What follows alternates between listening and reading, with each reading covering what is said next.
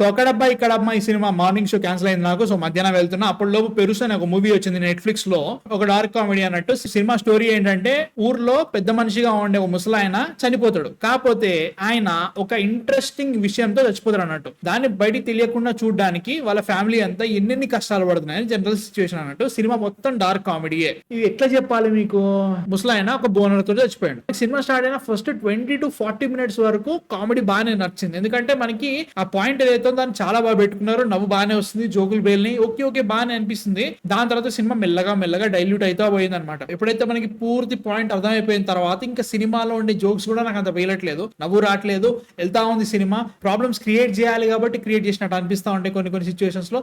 కొన్ని వాళ్ళు హింట్ ఇస్తా ఉంటారు అసలు ఏమైంది, లైక్ ఒక టాబ్లెట్ అంటా ఉంటారు అనమాట. కొత్త వచ్చే వాళ్ళ బాబాయ్ క్యారెక్టర్ కానీ అవన్నింటిని సెకండ్ హాఫ్ అంతా కూడా ఏదో వెళ్ళిపోతా ఉంటది అనమాట. మోస్ట్ ఫన్ ఫస్ట్ హాఫ్ లోనే ఉంది. సెకండ్ హాఫ్ అంతా కూడా దీని నుంచి వీళ్ళు ఎట్లా బయటకి వెళ్తారనే ఫీలింగ్ క్రియేట్ చేస్తారు తప్ప it was not that engaging enough, it's not that fun enough. నాకు అనే ఫీలింగ్ వచ్చింది అన్నట్టు. ఓకే ఏదో జరిగిపోతుంది అని ఫీలింగ్ వచ్చింది. ఫస్ట్ హాఫ్ లో క్యారెక్టర్స్ వాళ్ళకున్న సిచ్యువేషన్ అవన్నింటిని బాగా క్రియేట్ చేసినట్టు అనిపించింది. బట్ సెకండ్ హాఫ్ దగ్గరకు వచ్చిన తర్వాత మనకు ఆల్రెడీ పాయింట్ అర్థమైపోయింది, అక్కడ సిచ్యువేషన్ ఇంకేముంటది, ఏదో రకంగా బయటకు వచ్చేసి ఉంటుంది అని ఫీలింగ్ ఉంది. బట్ క్లైమాక్స్ ఒక రకంగా ఎండ్ చేశారు. అక్కడ వరకు కూడా ఓకే బాగానే అనిపించింది అని ఫీలింగ్ వచ్చింది అన్నట్టు. ఫస్ట్ 40 minutes అయితే మాత్రం హిలేరియస్, మామూలు నవ్వలేదు, మస్తు నవ్వు వచ్చింది. కొన్ని సిచ్యువేషన్స్ ఉంటాయి అన్నట్టు. రోకల్ బండ తీసుకొస్తాడు, టేప్ తీసుకొస్తాడు, డాక్టర్ తీసుకొస్తాడు, డాక్టర్ లేడీ డాక్టర్ ఉంటుందా, అది కొంచెం మంచి ఫన్ ఉండే. గ్రెటిన్ కింగ్స్లీ వచ్చిండు, అది కొంచెం రొటీన్ అనిపించినా కానీ హీరో వాళ్ళ ఫ్రెండ్ ఉంటాడు చచ్చిపోయింది కదా అని చెప్పేసి సెకండ్ హాఫ్ లో ఫ్రీజ్ బాక్స్ తీసుకురారా అని చెప్పేసి ఉంటుంది అనమాట. అక్కడ ఇంకో కామెడీ ఉంటుంది. లైక్ ఇట్లా చాలా ఎలిమెంట్స్ బాగానే ఉన్నాయి, అక్కడక్కడ బాగానే నవ్వొచ్చింది. బట్ యాజ్ అ హోల్ మనకి పాయింట్ అర్థమైపోయిన తర్వాత దీని తర్వాత అసలు ఇంకేం చేయగలుగుతారనే దగ్గర మాత్రం సినిమా నాకు అంత బాగా ఎక్కలేదని ఫీలింగ్ ఉంటుంది. ఎందుకంటే ఇట్లాంటి సినిమాల్లో పాయింట్ వైజ్ బాగానే ఉంది.